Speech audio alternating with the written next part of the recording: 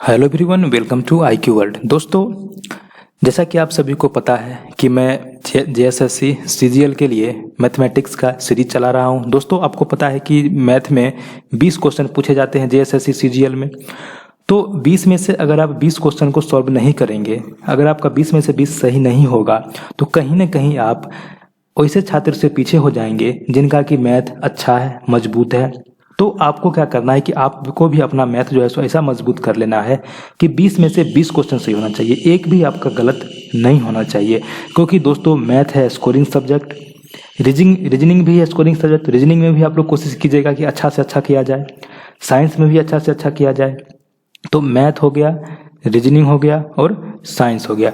तो तीनों सब्जेक्ट में अगर आप अच्छा कर लेते हैं, मैथ में अगर आप 20 में से 20 सही कर लेते हैं, रीजनिंग में से 20 में से 20 सही कर लेते हैं और साइंस में से अगर 20 में से 15 भी सही करते हैं, तो कहीं ना कहीं आप लाखों छात्रों से एक कदम आगे जरूर रहेंगे। ठीक है, तो इसी कड़ी में आज हम लोग एक सीरीज देखेंगे मैथमेटिक्स का। दोस्तों, इसमें मैं आज क्वेश्चन जो इंक्लूड किया हूँ काफ़ी इंपॉर्टेंट क्वेश्चन है। इसमें थोड़ा सा कैलकुलेटिव क्वेश्चन भी है, एक दो क्वेश्चन जो है सो काफ़ी शानदार क्वेश्चन है। तो आप लोग पूरा देखिएगा वीडियो को, और वीडियो अगर दोस्तों पसंद आता है तो चैनल को सब्सक्राइब जरूर कर लीजिएगा। चलिए दोस्तों, स्टार्ट करते हैं आज का सेशन। देखिए, आज का फर्स्ट क्वेश्चन कह रहा है कि A और B ने क्रमशः 92,500 रुपये और 1,12,500 रुपये के निवेश से व्यवसाय शुरू किया। यदि उनके द्वारा अर्जित लाभ में B का हिस्सा दिया हुआ है 9,000 रुपये, तो A का हिस्सा आपको पूछा जा रहा है। यहाँ पर समय का कोई जिक्र नहीं है कि A ने कितना दिन तक निवेश किया, B ने कितना दिन तक निवेश किया। तो हम लोग क्या कर लेंगे, जो निवेश का अनुपात है, A ने कितना निवेश किया और B ने कितना निवेश किया। तो देखिए, A ने निवेश किया 92,500 और B ने निवेश किया 1,12,500। तो इसका जो अनुपात होगा, तो यही अनुपात जो है दोस्तों दोनों के बीच लाभ का भी अनुपात होगा, क्योंकि यहाँ पर समय का कोई जिक्र नहीं है, यानी कि दोनों बराबर समय के लिए निवेश किया है। ठीक है, तो यहाँ पर देखिए कि 00 से 00 यहाँ पर कैंसिल्ड हो जाएगा। 25 से इसको काटेगा तो ये 37 बार में कटेगा और ये कटेगा 45 बार में, यानी कि दोनों के लाभ का अनुपात कितना हो गया, 37:45। अब देखिए दोस्तों, इस 45 का मतलब यहाँ पर दिया हुआ है कि ये B का लाभ है और ये A का लाभ है। ठीक है, तो B का लाभ कितना दिया हुआ है, B का लाभ दिया हुआ है 9,000। यानी अगर अनुपात में देखा जाए तो 37:45 है, और अगर संख्या में देखा जाए तो B का जो रुपया है 9,000 है, यानी कितना गुना हो गया। तो आप देख सकते हैं यहाँ पर कि गुना अगर हम 200 करेंगे 45 में तो ये 9,000 होता है, यानी इसका भी लाभ जो होगा 200 गुना होगा। तो गुना 200 इसमें भी करेंगे तो कितना हो जाएगा, 37 दूना 74, 74 पर कितना जीरो, 2 जीरो, यानी कि 7400 जो है दोस्तों ये आपका राइट आंसर हो जाएगा। A को जो मिलेगा कितना मिलेगा, 7400 रुपये लाभ मिलेगा। ठीक है, चलिए अब हम लोग नेक्स्ट क्वेश्चन देखते हैं। इसमें देखिए कह रहा है दोस्तों कि ABC है त्रिभुज, जिसमें A है 66 डिग्री। तो चलिए एक त्रिभुज बनाते हैं ABC। चलिए, ये जो है ये त्रिभुज हो गया ABC, A B और C। ठीक है, जिसमें कि कोण A जो है वो 66 डिग्री है, कोई दिक्कत नहीं है यहाँ तक। आगे कह रहा है कि AB को D तक बढ़ाते हैं। ये जो AB दिख रहा है इसको हमने बढ़ाया बिंदु D तक, और AC को बढ़ा दिया कहाँ तक, E तक। ठीक है, और जो बाहरी कोण है आप देख रहे हैं यहाँ पर कि बाहरी कोण है CBD, देख रहे हैं बाहरी कोण CBD। तो इसको समद्विभाजित किए, इसको बीच 2 बराबर भागों में बांट दिए और इसको 2 बराबर भागों में बांट दिए, और ये दोनों जो लाइन है वो मिलता है O बिंदु पर। ठीक है, वही कह रहा है कि समद्विभाजक बिंदु O पर मिलते हैं। तो कोण BOC का मान कितना होगा, आपको पूछा जा रहा है कि ये जो कोण है इसका मान कितना होगा। तो दोस्तों, इसके लिए मैं आपको एक कॉन्सेप्ट बताता हूँ। ठीक है, उस कॉन्सेप्ट को आप लोग ध्यान से सीख लेते हैं अगर, तो इस प्रकार के कोई भी क्वेश्चन आपको आएगा एग्जाम में तो आपका सही हो जाएगा। ठीक है, चलिए देखिए, ये मान लीजिए त्रिभुज है। ठीक है, तो ये त्रिभुज है दोस्तों, तो इसकी जो इसको बढ़ाया D तक, ये पॉइंट A है, ये B है, इसको बढ़ाया कहाँ तक, E तक। ठीक है, और ये बाह्य समद्विभाजक ये है दोनों का, मान लीजिए बाह्य समद्विभाजक मिलता है O बिंदु पर, और आंतरिक समद्विभाजक ये है, आंतरिक कोण का समद्विभाजक ये मिलता है P बिंदु पर। ठीक है, और ये A दिया हुआ है, A कोण है।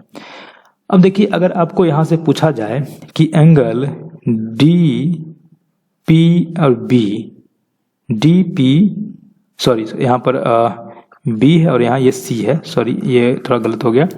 तो अगर आपको पूछा जाए कि angle B P C, angle आपको पूछा जाए अगर एंगल बी पी सी यानी कि ये कोण अगर आपको पूछा जाए निकालने के लिए, तो क्या कर लेते हैं हम लोग 90 और प्लस एंगल ए बट्टा 2। एंगल ये जो ए एंगल है इसका आधा में अगर 90 जोड़ेंगे तो हमारा निकल जाएगा कोण बी पी सी। और अगर बाहरी कोण का समझ के बना कोण पूछ रहा है, अगर ये पूछ रहा है बी ओ सी, तो ये हमारा हो जाता है सिर्फ क्या लग जाता है -a/2। ठीक है, दोनों चीज आपको ध्यान में आ गया दोस्तों, इसको आपको माइंड में सेट कर लेना है। ठीक है, इस प्रकार क्वेश्चन में ये आप यूज कर सकते हैं। अब यहाँ पर देखिए पूछा क्या जा रहा है, यहाँ देखिए यहाँ पर आपको पूछा जा रहा है एंगल बी ओ सी यानी बाह्य कोण का पूछा जा रहा है। तो बाह्य कोण वाला फॉर्मूला लगाएंगे माइनस वाला, तो लगा देंगे एंगल बी ओ सी बराबर एंगल 90 और plus sorry minus angle a/2 यानी इसका 66/2 कितना 33, इसको माइनस करेंगे तो 57 डिग्री आपका राइट आंसर हो जाएगा। सी नंबर ऑप्शन सही हो जाएगा। ठीक है, चलिए अब हम लोग नेक्स्ट क्वेश्चन देखते हैं। देखिए इसमें कह रहा है कि जब एक तार को वर्गाकार स्वरूप में मोड़ा जाता है, तार को किस स्वरूप में मोड़ा जाता है, वर्गाकार स्वरूप में। चलिए एक वर्ग बना लेते हैं। चलिए ये तार का वर्गाकार स्वरूप हो गया, तो उसका क्षेत्रफल जो है वो 484 सेंटीमीटर स्क्वायर है। मान लीजिए ये इसकी भुजा ए है, तो क्षेत्रफल क्या होता है ए स्क्वायर, ए स्क्वायर बराबर 484।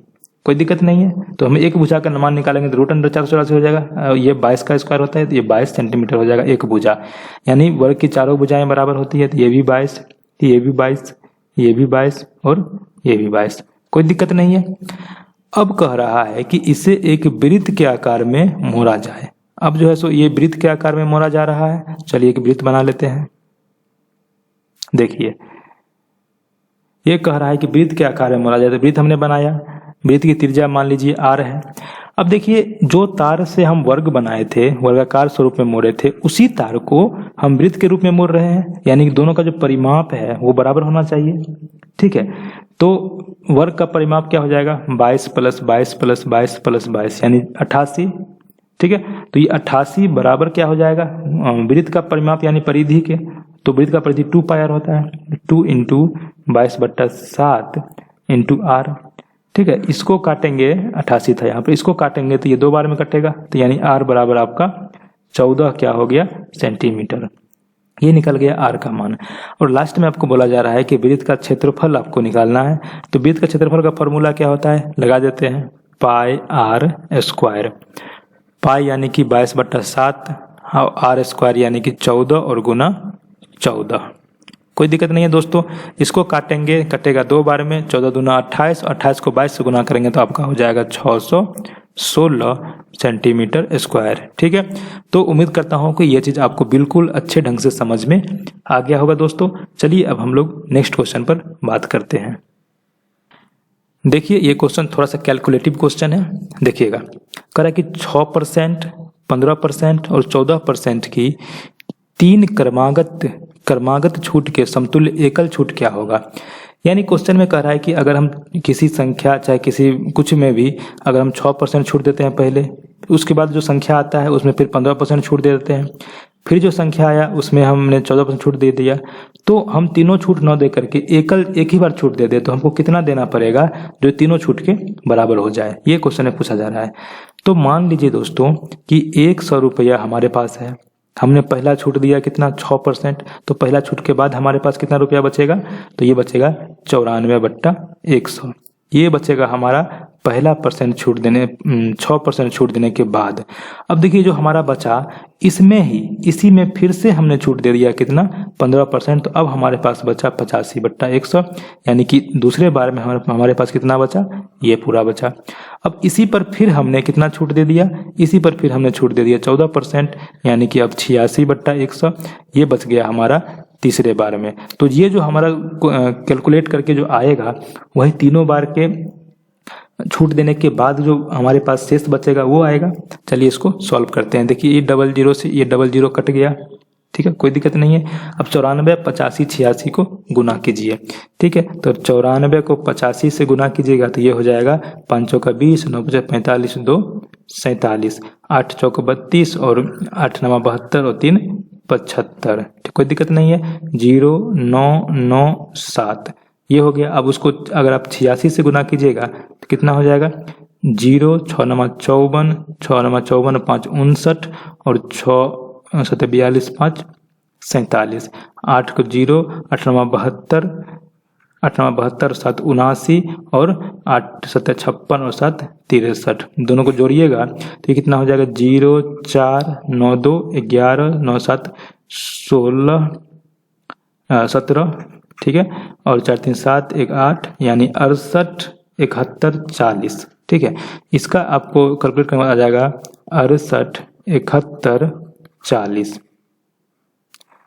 अब इस पे कितना जीरो हो जाएगा? देखिए 2 2 4 4 जीरो यानी कि 68.7140। ये क्या हो गया? आपको 100 रुपया आपका पहले था, छूट देने के बाद आपका इतना रुपया शेष बचा हुआ है। यानी कि अगर हम एकल छूट देंगे तो कितना छूट देंगे, यानी 100 से कितना कम है ये, वो निकालने के लिए आपको क्या करना पड़ेगा कि 100 में से आपको ये घटाना पड़ेगा। देखिए 10 में से 4 गया 6, 9 में से 1 गया 8, 9 में से 7 गया 2, 9 में से 8 गया 1 और ये हो गया 9 में से 6 गया 3, यानी कि 31.266% हमारा एकल छूट के बराबर होगा। यानी कि सी नंबर ऑप्शन आपका सही हो गया। कुछ भी नहीं था, सिर्फ कैलकुलेशन और कैलकुलेशन था। देखिए दोस्तों, इस क्वेश्चन को आप खुद से सॉल्व करने का प्रयास कीजिए, ठीक है। वीडियो को पॉज कीजिए और प्रयास कीजिए कि सॉल्व करें, क्योंकि दोस्तों ये क्वेश्चन बहुत ही शानदार क्वेश्चन है और आपको लगेगा सॉल्व करने के बाद कि आपने कुछ सीखा है, इसमें आपने दिमाग लगाया है, ठीक है। देखिए इसमें देखिए हम मान लेते हैं अगर 0.325 को ए मान लेते हैं तो ये भी ए हो जाएगा, इसको बी मान लेते हैं तो ये भी बी हो जाएगा। अब हमको दिमाग कहाँ लगाना है दोस्तों? दिमाग लगाना है इस टर्म में, ठीक है। इस टर्म को हम लोग ऐसे तोड़ना है कि हमारा 2ab के बराबर हो जाए, यानी ये टर्म जो है 2ab के बराबर हो जाए। हमने अगर a माना है इसको, b माना है इसको, तो 2ab के फॉर्म में ये आ जाए। देखिए तोड़ते हैं, देखिए क्या होता है। अगर हम लोग इसको तोड़ ले, कैसे? देखिए 25 को तोड़ ले अगर 5 और गुना 5 में, कोई दिक्कत नहीं है, 25 टूट गया। और गुना अगर हम इसको तोड़ ले किस फॉर्म में, 65 गुना 7 455 होता है। और देखिए 5 अंक पीछे दशमलव है, तो देखिए अगर हम लोग 0.065 3 अंक अगर हम इसमें ले लें और 0.07 2 अंक इसमें ले लें, दोनों मिलाकर गुना करके ये टर्म आपका आ जाएगा, ये वाला टर्म, ठीक है। और 25 का हमने ये तोड़ा। अब देखिए दोस्तों, यहाँ से आप देख सकते हैं कि अगर हम इस 5 को इससे गुना कर ले तो क्या आ जाएगा? हमारा आ जाएगा 0.325, जो कि हमारा ए के बराबर है, यानी ये ए हो गया, कोई दिक्कत नहीं है। और अगर हम इसको गुना कर ले इसके साथ तो क्या आएगा? इसको अगर इसको गुना करेंगे तो आ जाएगा ये 0.35, जो कि आपका जो है सो बी के बराबर नहीं हुआ। अब देखिए दोस्तों, इसमें अगर हम इसको 2 भाग में तोड़ लें, 0.350 को 2 भाग में तोड़ ले तो ये कितना हो जाएगा? 2 गुना 0.175 हो जाएगा। देखिए अब यहाँ से देख रहे हैं कि ये जो है सो बी है और ये 2 है, तो 2b हो गया ये। और अगर हम जो यहाँ पर आप देख रहे हैं कि इस चारों टर्म को गुना करेंगे, यानी कि आपको इस तीनों को गुना करना पड़ेगा, जो 2 बराबर हो जाएगा, यानी यहाँ से 2ab आपको दिख रहा है आता हुआ। तो यहाँ पर हम यूज करेंगे क्या? देखिए ये है a गुना a, ये हो जाएगा a स्क्वायर, ये है b गुना b, b स्क्वायर प्लस में हो जाएगा, और प्लस इसका मान कितना हो गया है? इसका मान हो गया है 2ab, तो 2ab। अब नीचे बट्टा में देखिए क्या है, बट्टा में देखिए अगर दोस्तों यहाँ पर अगर आप इसको गुना कीजिएगा तो आपका कितना आ जाएगा? 0.0325। 4 अंक पीछे दशमलव आ रहा है, ठीक है। तो हमको लाना है ए लाने के लिए 3 अंक पीछे दशमलव चाहिए, तो हम 1 अंक पीछे दशमलव को इसमें ट्रांसफर कर देंगे, तो ये भी 3 अंक हो जाएगा, ये भी 3 अंक हो जाएगा। तो ये भी नीचे देखिए ए गुना ए स्क्वायर हो जाएगा, ठीक है। और माइनस, अब देखिए यहाँ पर इसको गुना कीजिएगा इसके साथ तो ये आ जाएगा, यानी ये भी हो जाएगा बी स्क्वायर के बराबर, क्योंकि हमने इसको बी माना है। अब इसको आगे बढ़ाते हैं थोड़ा सा और। अब देखिए A square plus B square plus 2ab क्या हो जाता है, ए प्लस बी का होल स्क्वायर। और नीचा में देखिए A plus B into A minus B हो जाता है, A square minus B square, इससे कट जाएगा ये। अब देखिए ऊपर में क्या आ गया, ऊपर में आ गया ए प्लस बी को जोड़िएगा, यानी कि 0.325 और 0.175 को जोड़िएगा तो 0.5 हो जाएगा आपका।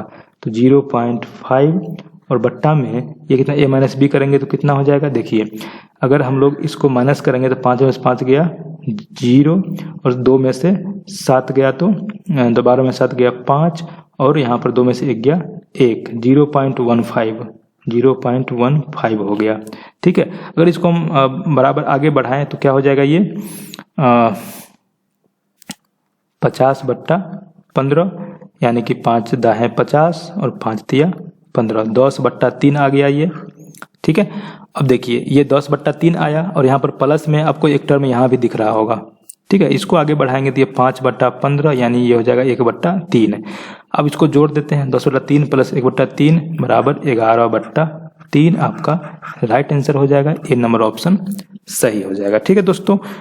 तो उम्मीद करता हूँ कि आपको ये बिल्कुल अच्छे ढंग से समझ में आ गया होगा। चलिए अब हम लोग नेक्स्ट क्वेश्चन देखते हैं। देखिए इसमें कह रहा है कि 9 सेंटीमीटर त्रिज्या वाले धातु के एक गोले को पिघलाया जाता है। धातु का गोला है, देखिए ये है धातु का गोला जिसकी त्रिज्या कितनी है, जिसकी त्रिज्या है 9 सेंटीमीटर, ठीक है, कोई दिक्कत नहीं है। और 4.8 सेंटीमीटर त्रिज्या वाले आधार के शंकु में बदला जाता है। इसको जो है शंकु में बदला जा रहा है, देखिए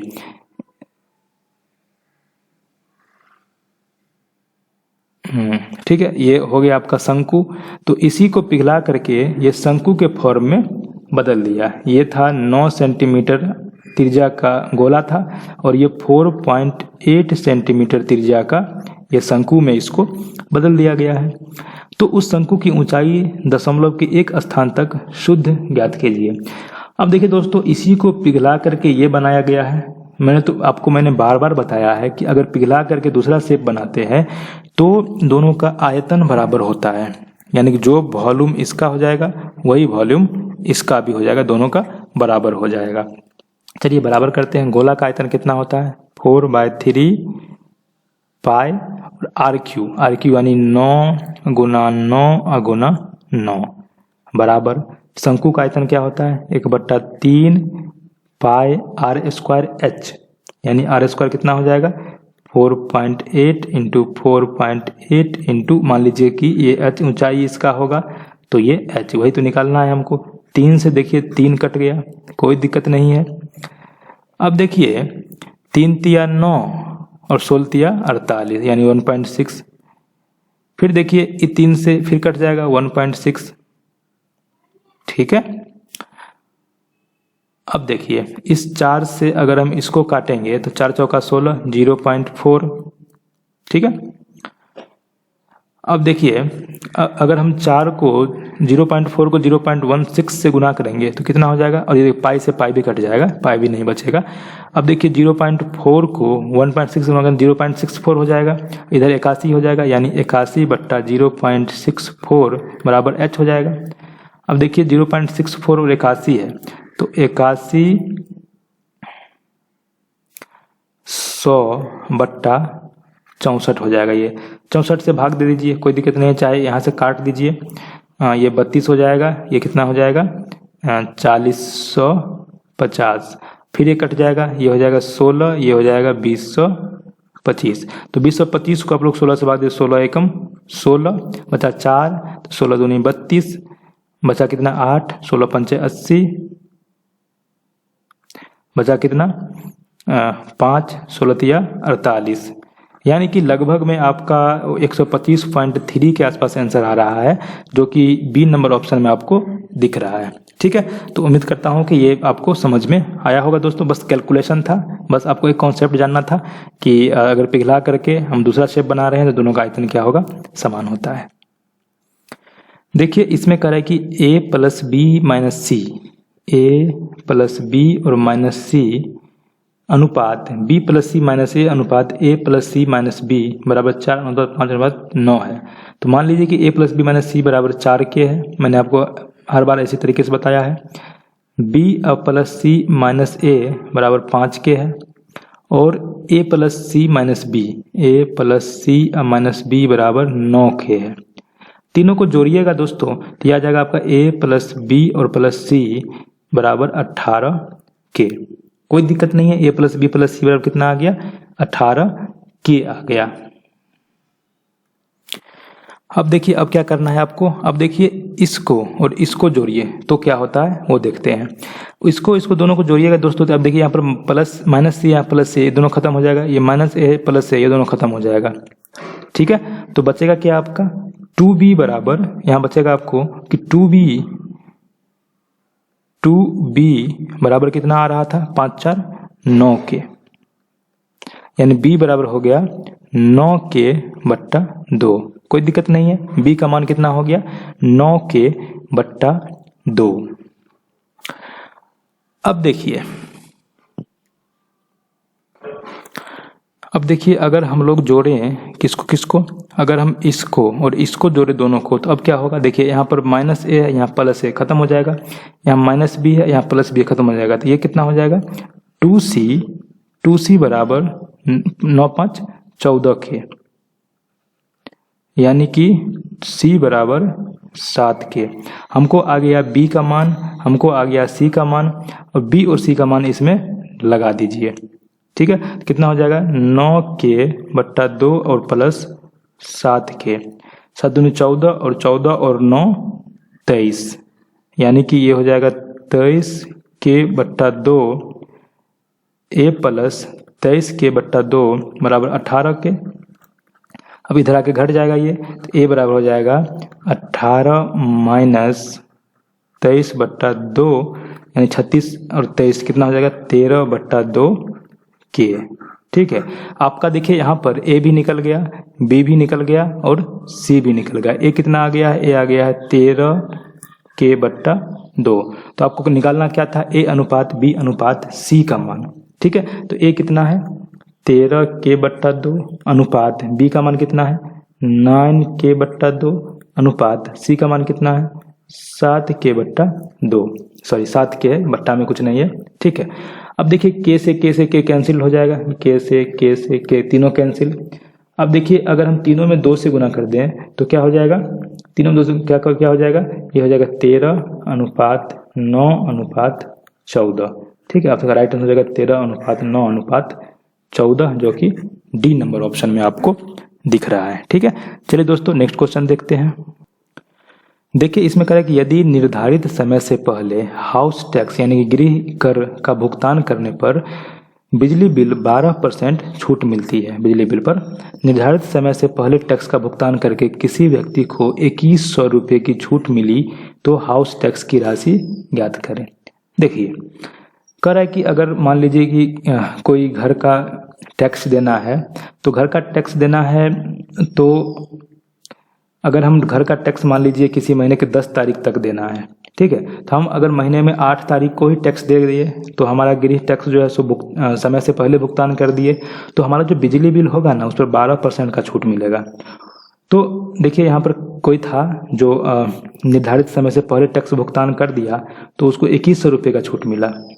तो मान लीजिए कि बिजली बिल था x रुपया पहले, अगर बिना छूट का छूट मिला कितना परसेंट 12%, तो x का ही ना 12% छूट मिला है, तो इसी का मानना 2100 रुपये के बराबर होगा। तो कोई दिक्कत नहीं है दोस्तों।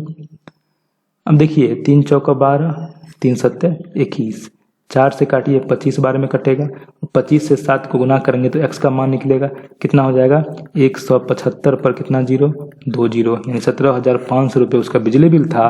लेकिन वह हाउस टैक्स जो निर्धारित तिथि था उससे पहले ही कर दिया, इस कारण से उसको 12% यानी कि 17,500 का 12% छूट मिला, यानी उसको 2100 रुपये का छूट मिला। ठीक है, चलिए दोस्तों नेक्स्ट क्वेश्चन देखते हैं। देखिए दोस्तों, यहाँ पर कह रहा है कि पाइप ए और बी एक पूरे भरे हुए टैंक को क्रमशः 20 घंटे और 30 घंटे में खाली कर सकता है। यानी कि जो पाइप ए और बी जो है दोनों खाली करने वाला पाइप है। ठीक है, तो ए कर सकता है 20 घंटा में खाली और बी कर सकता है 30 घंटा में खाली, कोई दिक्कत नहीं। जबकि अकेले पाइप सी जो है वो टैंक को 8 घंटे में भर सकता है। तो मिला हम लोग निकाल लेते हैं कि तीनों मिल करके कितना देर में टंकी को भरेगा। ठीक है, निकाल लेते हैं। जो खाली करता है उसको माइनस में लिखते हैं, जो भरता है उसको प्लस में लिखते हैं, यानी 1/8 माइनस 1/30 माइनस 1/20। ये क्या निकला? ये निकला आपका कि तीनों मिल करके 1 घंटा में कितना टंकी भरेगा, यानी टंकी का कितना भाग भरेगा। देखिए तीनों का एलसीएम आपका कितना हो जाएगा? तीनों का एलसीएम हो जाएगा 120।